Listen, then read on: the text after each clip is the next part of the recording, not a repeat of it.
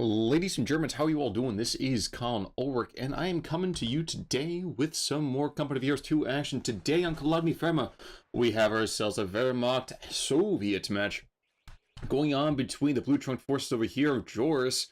He is, of course, like I said, playing the Wehrmacht. He is bringing on in German Mechanized Doctrine, Assault Support Doctrine, and Lightning War Doctrine. Now, his opponent over here is a little bit unknown, but it is KrypticRTS. Like I said, he is playing Soviets. He's got Lend-Lease, hopefully we don't see that, Guard Motor Coordination Tactics, and shockingly Advanced Warfare Tactics. You don't rarely, well, you don't often see this, let's put it that way. It gives you the whole radio intercept that you would get for all the partisan tactics, or, geez, what's the other one I'm thinking of as well that gives you that same kind of insights, and I cannot think of what it is at the moment.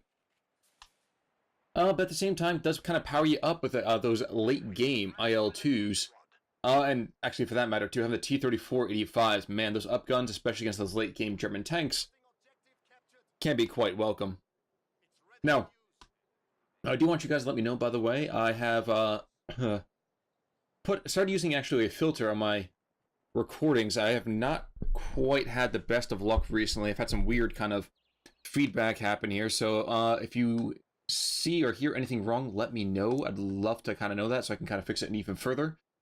But let's focus on this game. So early on, we are seeing Joris, like I said, started out with a infantry company. He went from a MG into Grenadiers. Now going to second Grenadiers on top of it. And Cryptic, it looks like he's going for, shockingly enough, conscript spam. It's not going to be those penal troops. So Joris could definitely leverage an earlier vehicle. That maybe a 222 might be a good idea. Of course, all that needs to be done is a very, very quick upgrade into those RPG anti-tank grenades, and yes, that would be fantastic against pretty much all of them. Germans are going to get their fuel up just a few seconds before the Russians do, and they're also going to get themselves hunkered on down here behind some green cover, throwing down some wire in the meantime on the southern side here.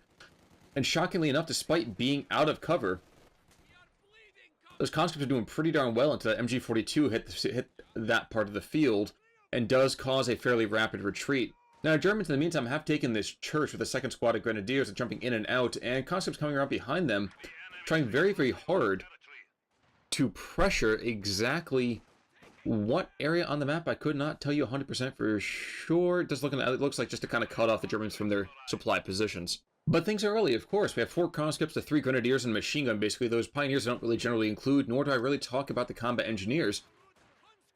And shockingly enough, these conscripts will do very well, I would say, against these Grenadiers. The Grenadiers don't only can fire out, of course, those windows, and it's not always easiest to engage from that position. In the meantime, Joris has taken this house over here, despite the fact there's wire all over the front of the house. He snuck around to the back and picked that on up, as MG42 was protecting any kind of end run. Outside of that, though, conscripts, again, just going to engage with MP40s, and at range, the conscripts are actually fairly good against said MP40s. I am very surprised that Cryptic has not gone for really either the Support Weapon Company nor the Special Rifle Command. Instead, he's going for Molotovs, which is kind of interesting. Mostly because as the game goes on, Molotovs kind of give you diminishing returns, I would say. Conscripts charging on in almost madly. And machine gun, where's that machine gun? Okay, well, he's going to go pressure down these conscripts over here. But, oh, shockingly enough, Molotov will go and force back the Germans, at least for the moment, until they've run inside their own flame. And they're going to get forced back into base as a flamethrower in the Russian side. Man, so we're back and forth all over the place. We have troops retreating in every direction. We have an MG planning to reposition itself to put fire down into this house as flame comes shooting out the top. You know, hellfire and damnation, indeed, from the Soviets. Now, Germans are going to take up to battle phase 1. They're also going to go and get themselves reinforced, I would hope, rather quickly here. And hopefully even sooner than that, going to throw down a bunker and upgrade that very quickly into some medic opportunities. We have more conscripts at our disposal. And yeah, geez, Cryptic is just going all in on those conscripts. I'm so really surprised to see that. Makes me kind of wonder if he is going to go for advanced warfare tactics. I mean, it does allow him to buff up his conscripts with the PPSs, and that is a good call. It's a very good call. And judging by his munitions income, I mean, geez, right now he's controlling 75% of the map pretty darn easily. Soviets are going to try to make a charge on in. He's going to get burst of fire off to force him down. No, he's not going to. Instead, he's going to get outflanked. But there's another MG in the area. I didn't even notice that this was another call. And while MG1 is going to get forced back, well, MG2 is still in the area putting fire to the north. And wow, keeping those combat engineers pinned down. He's really got to go and break this high tide here. And yep, there goes the combat engineers. So that's a big win right there already. So dropping a couple models here to trade out for those kind of forces from the Soviets, not a bad call, especially since the Soviets do have a triple cap on the map. And the Germans are desperately trying to shove back this wave of human flesh. Joris is down over, almost 90 tickets at this point. Hasn't quite hit 90 tickets. Going to be in just a few seconds, though. Germans are going to probably push back out, pick up set position here.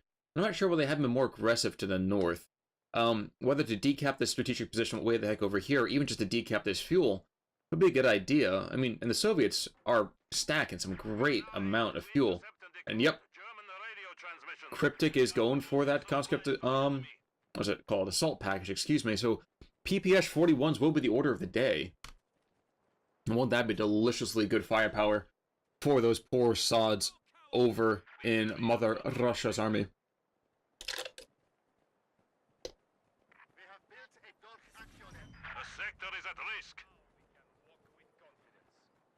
Mechanized Armor Company has now been called on in, which means that Joris is not really going to be able to push out too many 222s, especially with this fuel income. That could be very, very quick tech over into anti-tank grenades. And actually, part of me is shocked we haven't seen at least one Zis gun being called in immediately. Then I realized he doesn't have the manpower for it. So once that comes on in, that'll be a very, very good opportunity.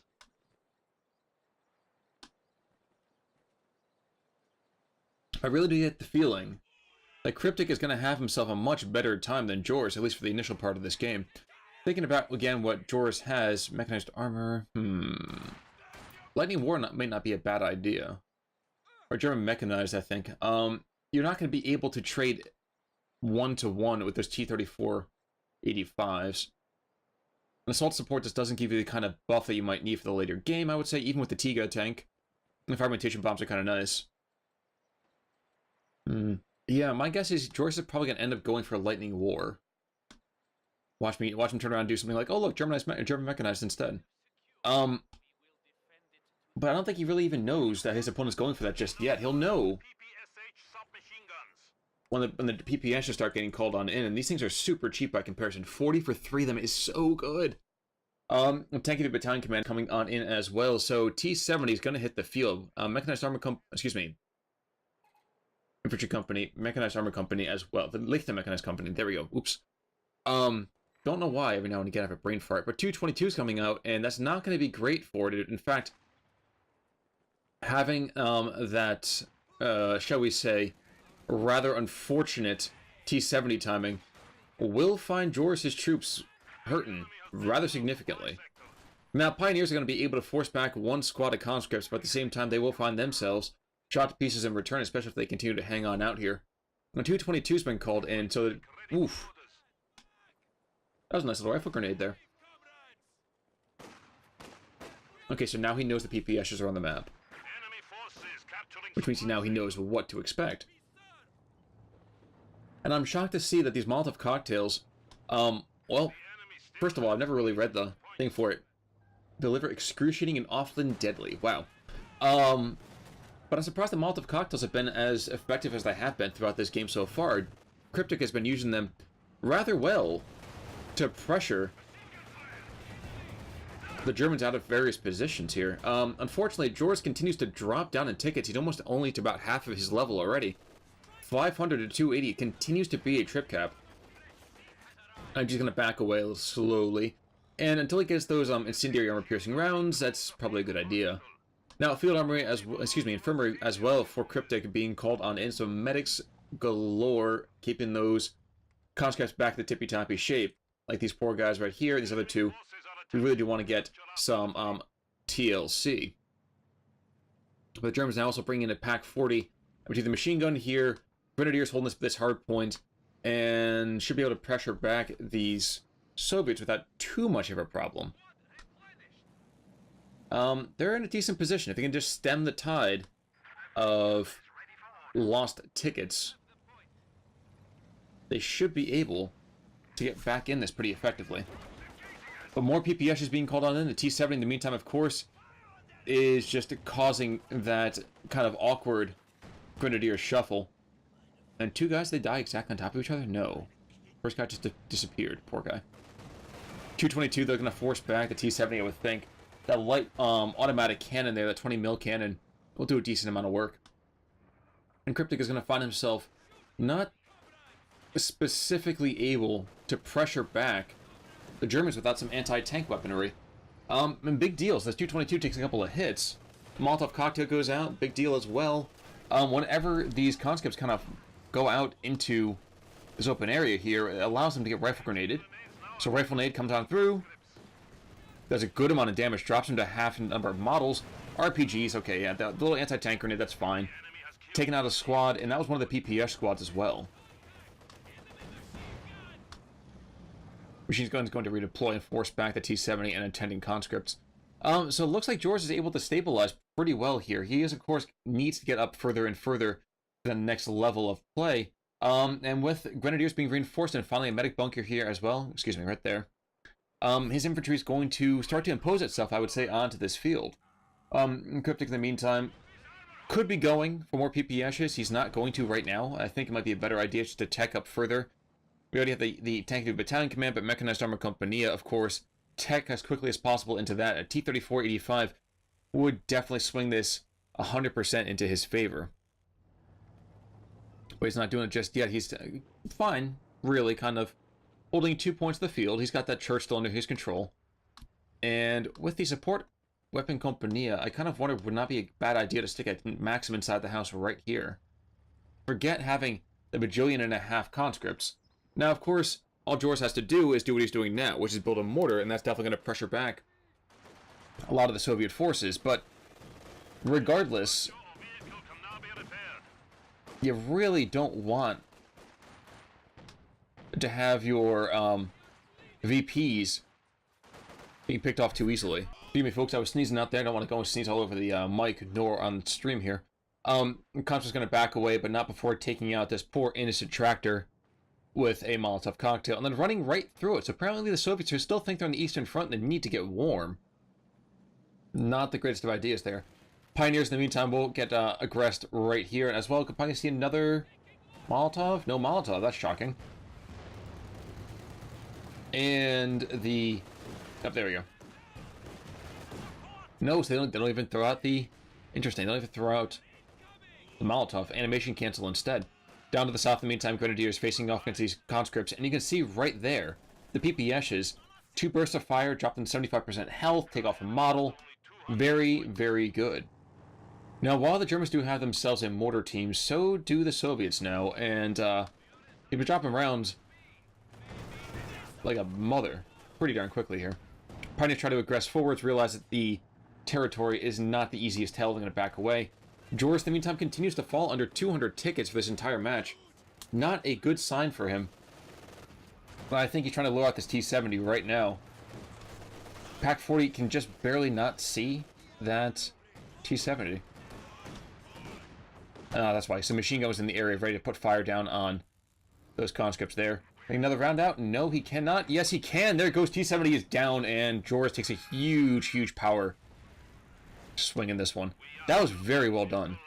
Of course, a little bit of more aware positioning might be a good idea as well. More Pioneers out into the field. My guess is these guys are going to be just kind of strictly repair troops. And the Soviets do have an opportunity right here just to take out the first squad, the Germans, who feels a little frisky. He feels a little bit aggressive. Now, it is interesting to me that we're 15 minutes in and we only have, what, 4 stars of veterancy on either side? It seems surprising that that is so low. But given a couple of squad drops here and there, and honestly, the real relative lack of action so far, we might see one getting closer and closer out of this Grenadier squad. Nope, not going to happen. So machine gun in the south. I really do like the way Joris has been deploying and redeploying his support weapons here. It's been very well done. now, will we see that mortar team drop more rounds? Yes, we do. So that church is very quickly going to be, obsolete's the wrong term. And the Soviet mortar gets into play as well, so well done there. One more shell or two. Yep, there goes the church. God doesn't live here anymore, my friends. God does not live here.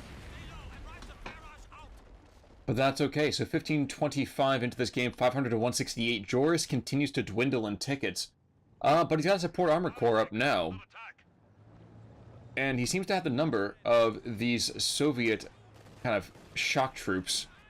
Obviously not actually shock troops, but just able just to consistently frustrate the attempts to expand here. Now it's amusing for me that the mortar team is going to compel that 222 to withdraw. And I think the Germans are trying to drop rounds in the meantime back on top of their Soviet counterparts. But neither team seems to really know exactly what the other one is just yet. So we're seeing warfare up and down the line. And that did in fact blow up, and I don't see... No, it didn't. Or did it? I can't tell you, unfortunately.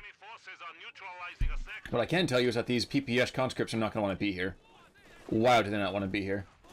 This Ziscon, by the way, has been called on in, and with the Ziscon being called on in, I would expect that days of the 222 are numbered.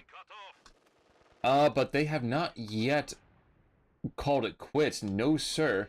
And bizarrely enough, a machine gun over here keeps the southern approach completely locked down. P4 being called on in, and Joris, yep, Joris goes for that lightning war, so he knows that his opponent's got the ability to call on those T-34-85, so he just has to hope that he's not been able to afford them just yet. And luckily for him... Where are we going? Where are we going? Where are we going? There we go. He just doesn't have the manpower. He's got the fuel for quite a bit of time, a minute or so already. Ziscon on the southern approach, waiting to kind of ambush that 222 should it peek its head out into the Soviet side of the map. And the Germans, in the meantime, cross the 50-yard line. They have 2 VPs. And so finally, for the first time all game, the Soviets have lost some tickets. Molotov cocktail going on out. Gonna go and charbroil those grenadiers? No, it's going to be a private house party. I mean, they didn't start the fire. It's been always burning since this whole war has been turning. And machine gun crews not going to be able to turn around and get a burst of fire off. Ooh, never mind. I say you're not going to be able to get a burst of fire off in these conscripts, but if you can compel the conscripts to withdraw, that's going to be absolutely stellar. Not going to happen, unfortunately. In the meantime, Joris does go and pops relief infantry. So for the next 2 minutes, if he loses 4 troops, he's going to start getting himself some Osttruppen, which is a bit of a mixed blessing. In the meantime, we are going to see a conscript squad getting picked on off. Thank you so much to the mortar team for taking some health off of that and doing some really, really great damage. And now's our T-34-85 getting called on in. Now, the P-4 will find itself having a playmate. But until that happens, he's going to run roughshod all over these Soviets. Mortar round drops on top of the P-4, just kind of tickles him. There was going to be a Pack 40, but that got called off pretty quickly. And with that, I really kind of wonder if Joris is going to even lose 4 troops. Never mind, that's going to happen. I mean, having those Osttruppen is a good idea to have at least the extra, you know, map presence, even use them just to kind of cap on different sides of the map.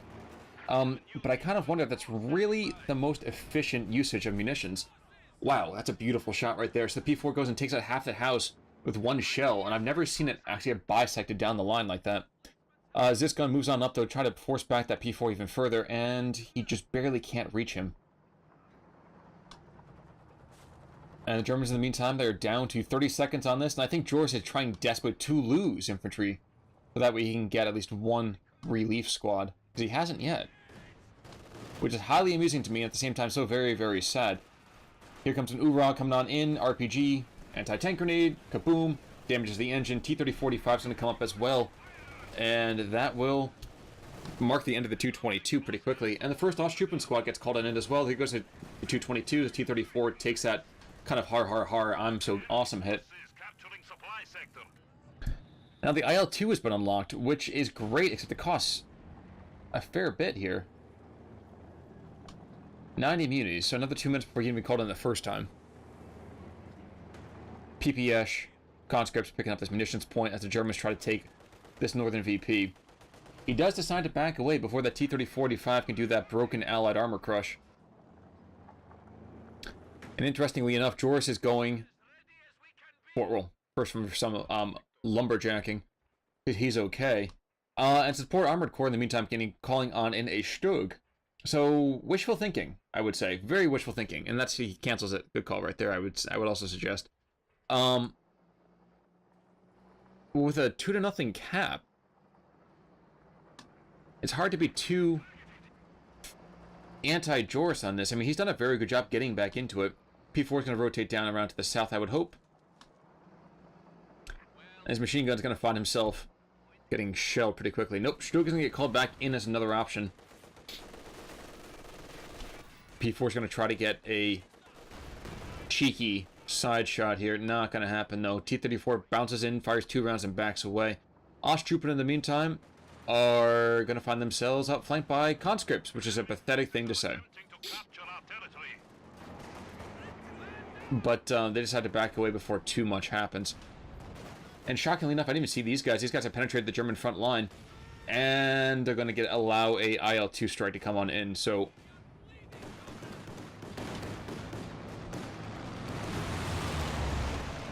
That was surprisingly tame. It was very tame. P4 sitting in defilade, waiting for this T-34-85 to come on down.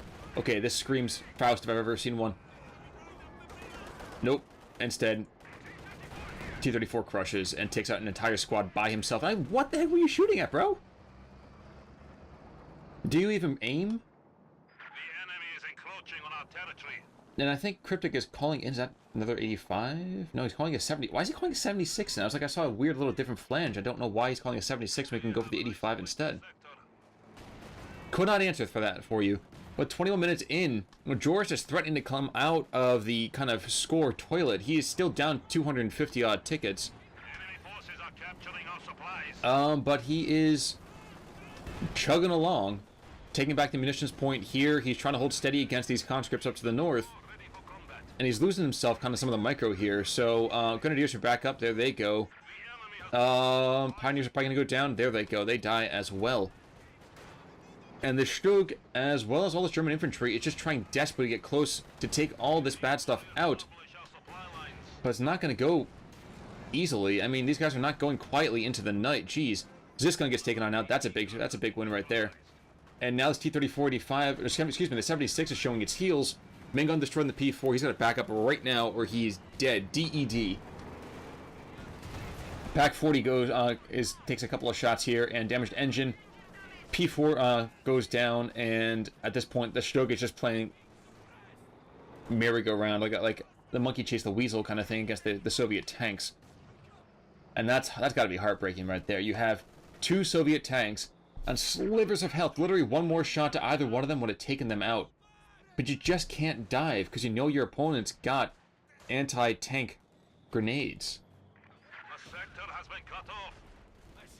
I think at this point, Joris is playing for that late game, looking for that Tiga. So another 5 minutes, he should be able to call it on in. So he's got to keep this guy alive. He's got to keep the Stug alive. Engineers ready for assignment. But you know what? Lucky for him, combat engineers for the Soviets are only coming into repair just now. And with the one of them being a 3476 as opposed to an 85, that does give him a slightly better combat profile. Forgive me, I'm getting a couple of messages here on my private line. Give a better profile against his own armored vehicles.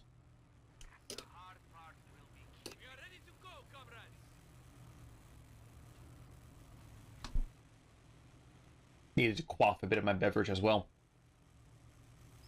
Oh yeah, I just remembered. Conscripts can repair too. Thank you, Advanced Warfare. The Germans have to be a little bit more nervous now. Both these tanks are going to come back into action pretty darn quick. The Pack 40 is getting called on in. Are we going to see double Shreks on this?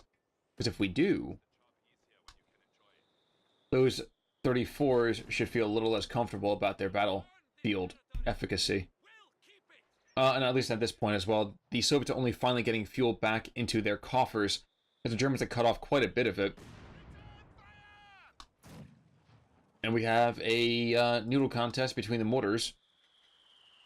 One the Germans are not going to want to continue. Yep, and there they go, they back away.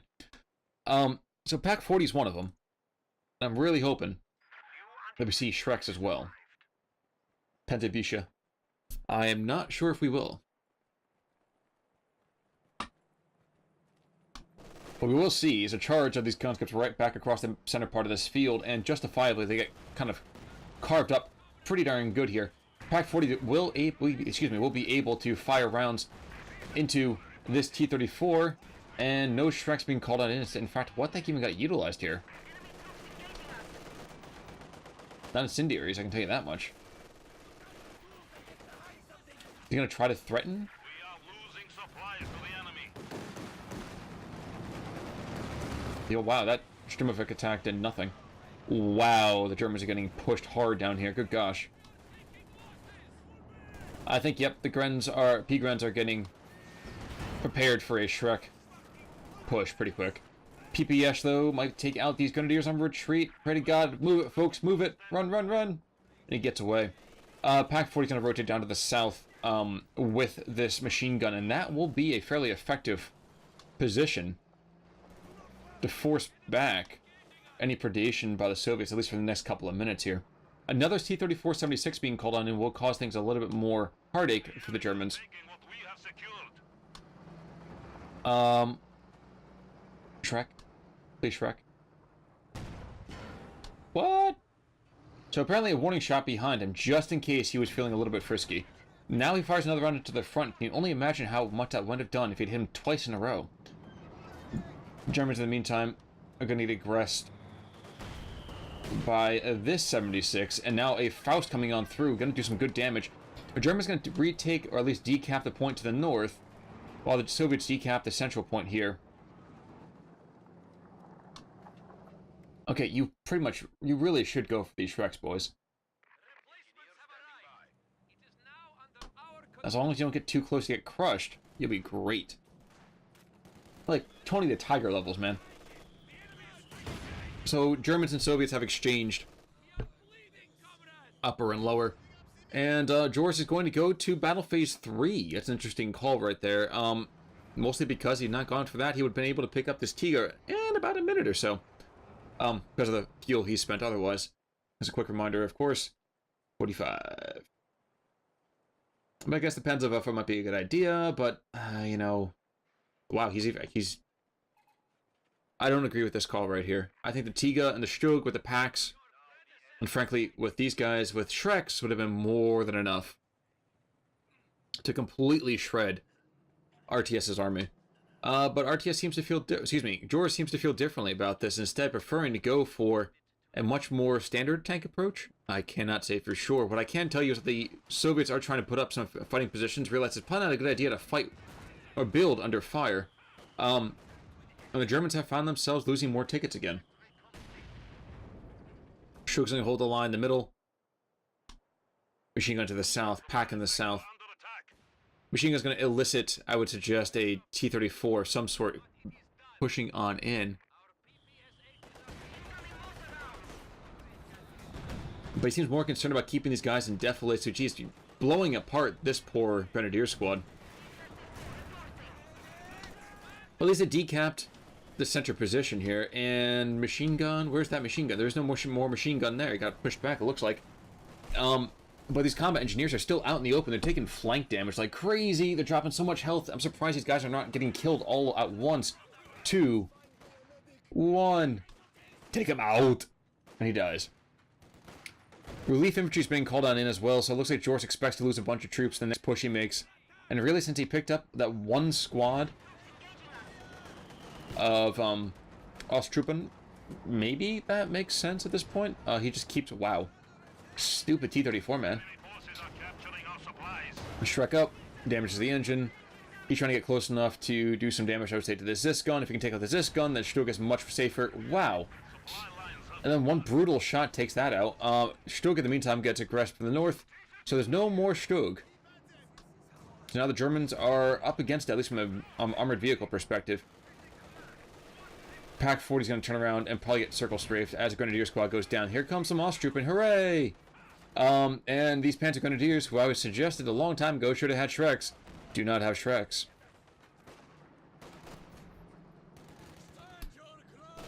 On the plus side, it looks like he took out at least one of the T-34s. And frankly, honestly, I couldn't even tell you where that... Oh, it looks like that one right there. Oh, no, see, I think he rammed him, and then bam. It was wham, bam, thank you, ma'am kind of idea here. There's 2 Osttruppen being called on in, so 8 guys have been lost over here by Joris. And he's not still really pushing for that super late game Tiga. He could have had it by now. He could have had it, my friends. But he's not. Instead, he's going for a Panther. I don't know. I'm sure I can understand the idea that you don't want to go and be too, you know, super tanky. At the same time, that Tiger tank just gives you so much extra oomph. Conscripts, in the meantime, are going to get outflanked here. With the mortar as well. They really should back up. I think they're going to hold out just until they take this point, then they're going to back away. And there they go. Yes, but they drop 30% of their members on the ground. It's another 85. Okay, good. So now we're seeing a couple 85s. Only 176? Yeah. Only 176. The Germans going to be very aggressive to the north with the Osttruppen trying to go and take at least decap, and they do, and they're going to back away. Good call there. Down to the south in the meantime. They should not continue to charge on this one. Another IL-2 attack. The IL-2 has not done a whole lot for him. I say that, and that's when he drops finally 50% health on one machine gun squad. And you guys, again, you should have had freaking Shreks, dude. Like a long time ago. Shrek it up. Shrek it up. Pack's gonna get picked off pretty quickly, I would think. As now, conscripts are charging onto the front. Rear armor hit. So the Panther has hit the field. He's going on in. He's aggressing against his T-34-85. Taking a couple rear armor hits as well, but he does not fire well off the move. And you can see him right there take some nasty, nasty thwacks. Pack, in the meantime, putting rounds on in, but doesn't take him on out. Just the Faust that was able to do that engine damage. And yikes. This crossfire is just brutal. As building after building gets shredded and shreked and blown to pieces, Panther comes on into the middle, and I don't think that's the greatest call, but you know what? You're feeling frisky, man. 32-36 into this game, 150 to 276. We are going to see the Soviets continue their troubles, not able to push on either one of these sides effectively. Kind of feel like you want to go and put all your armor in one spot. You can just kind of throw this huge armored fist at, you know, 1 or 2 anti-tank guns. Yes, if you lose one, you lose one, but dang, dude, you have so much firepower, you take out anti-tank guns in seconds, it'd feel like. Osttruppen get picked on quite a bit, and these poor guys never seem to catch a break.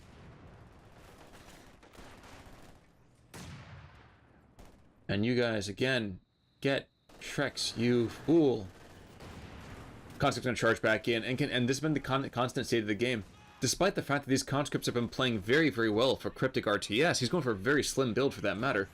Couple of mortars, mostly conscripts, and then tanks, really.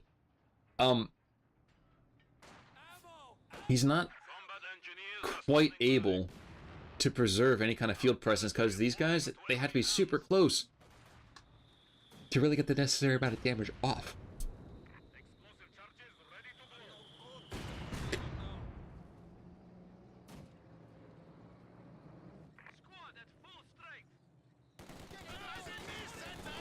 Meanwhile, to the south, the distance between the two players only goes to about 100 tickets now, 34 minutes in. Joris is threatening to turn this around. I'm stunned to say that, but he's threatening to turn this around. Now, one thing about Joris is he's not going to be able to call in a Tiga. Jumping back over here for a second, though, looking at his options, Broombar, not a good call, can't even afford it. Panther can't even afford it. Now, if he loses a couple of his infantry, Panzerwerfer might not be a bad idea. At least insofar that I could force these conscript death squads up back from the front.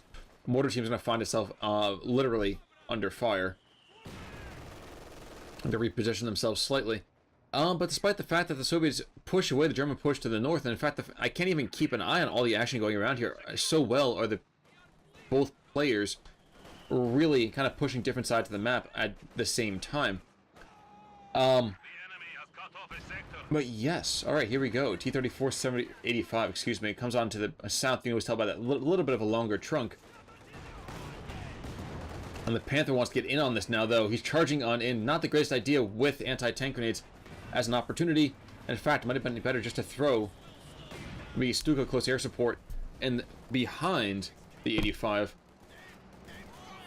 And instead, we're going to see kind of a victorious, moderately victorious T-34 push here. The 76 and the 85 working next to each other. The Neanderthal and the Homo sapien here. Pack throwing rounds down range. Both packs are right here, so that's pretty darn good. Mortar gets taken on out by indirect fire from his opponent. His opposing number does a very good job there. And that, again, screamed to me an opportunity just to throw down a Stuka close air support behind said tanks. To give him the option. Go into my anti-tank guns. Or be destroyed. I know which one I would pick. Charge the anti-tank guns, man. At least you know with those you have a guaranteed opportunity just to kind of go behind and just circle stay them to death. But no, now we're getting into the later game stages of the game, and what's more, T-34-76 is able to pick up that kind of capture opportunity. Maybe that's why he did that. No, he didn't, because those guys get it too. Makes no sense to me why he brought that 176 on in. It wasn't like he couldn't afford it. Afford the 85, I mean. Mine being called on in, and with that, I don't know if Joris can turn this back around. It's got to be a devastating engagement. Grenade misses completely wide. And you guys, again, get double Shreks, my friend. Those STGs are great, but get double Shreks, my friend.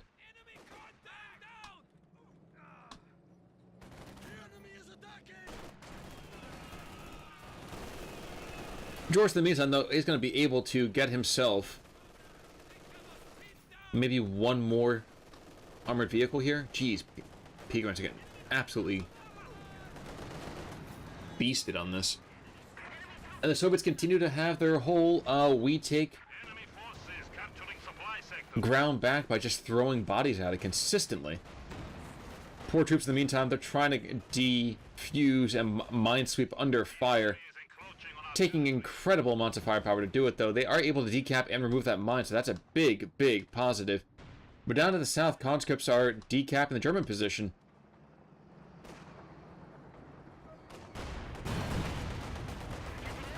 Very, very plucky attack, and here comes a very, very belated Stuka plus air support. Rear armor hit on this 85 to the north. Bellows out, Panther, come kill me, but he's not going to do so. He's a little bit afraid of what he might be finding here, and with that, he's going to go at least push back the Ziscon, probably take that out, and I would hope, sincerely hope, that he's using this as an opportunity just to zone away a good portion of the enemy forces. This is a costing opportunity. Panther, in the meantime, is sitting parallel to the 76, and with the packs in the area as well, it could be Pax Germanicus. Oof! Stuka takes out one of the 85s. The 76 is still alive, as is 185 at 50% health. What the heck? No, for some reason I thought the machine gun fire was coming out the back of that turret, and I was like, I know stuff like that existed, but just very, very rarely. But Germans are down still a bunch of tickets, and it's only getting worse, almost down to their last 100 tickets. And where did that Ziscon go? Ziscon's getting a crash there. Oh, it's up here. Okay. So I wonder what would happen if the Germans tried to take that Ziscon right about now. It would not be easy, mind you, but I think Joris is now saying screw everything else. I don't mind losing some troops here and there. I have to keep that 19 manpower, so I wouldn't be surprised to see a push to pick up that 640, and then he's going to charge on in and lose a squad. Just an idea.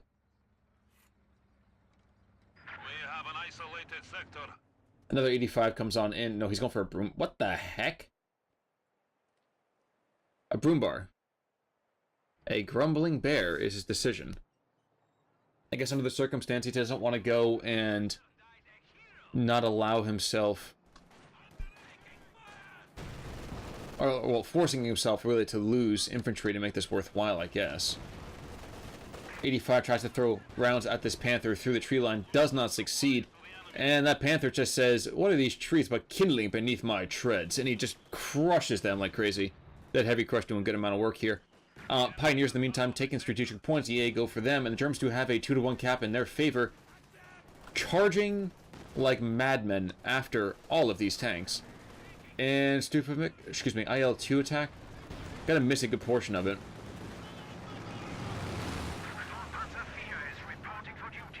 Stammpanzer has come onto the field, but the Soviets still have 3 armored vehicles, my friend. 3. And what do the Germans have? Well, the Germans have 1 mean, lean fighting machine. Are we going to see Faust on both of them? No, just 1. And the Panther says, ha! I eat that for breakfast. The Grenadiers might go down. Not quite. Never mind. Okay. Panther takes out 1. So there goes the 76. The 85s are still in play. And here come the packs with the grumbling bear coming on in. Grumble, grumble, do your stuff, dude.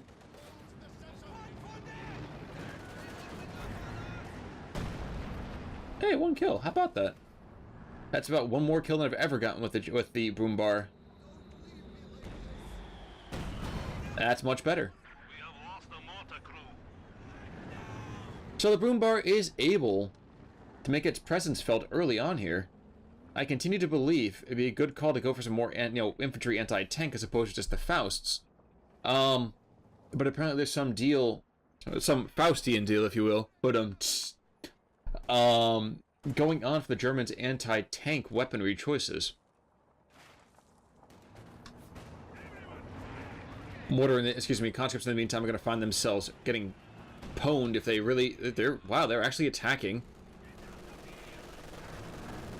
That was, I was going to say, it was a very, very interesting decision here.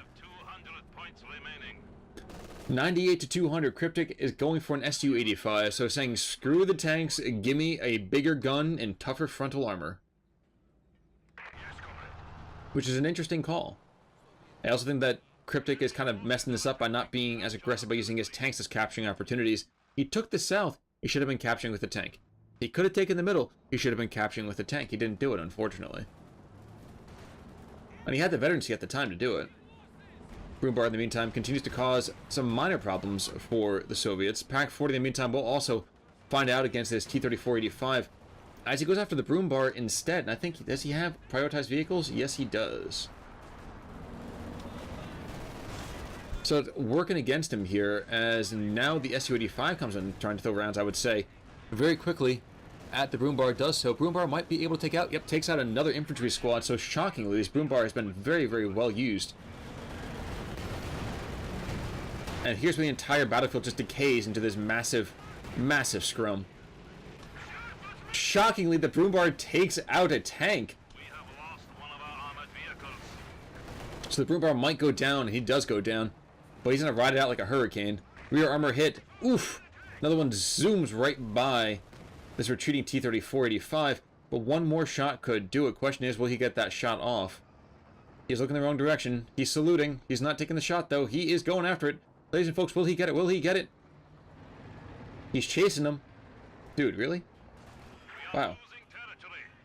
That's why he's blitzkrieg tactics a while ago. But the Germans have broken the back of the Soviet advance. The Su-85 is still alive, but it doesn't have a whole lot of health available to it. And Joris really at this point just has to hold out. Lose a little bit more infantry. Then bada bing, bada boom. He's sacrificing his packs, it looks like. Not 100% sure why he did that. Is he really just going to go for that?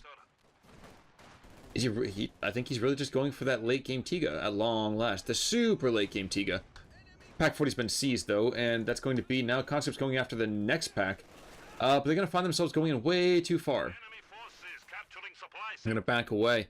But calling in the opportunity to take both the strategic point and this fuel point right here, well, that's going to be great for the Germans.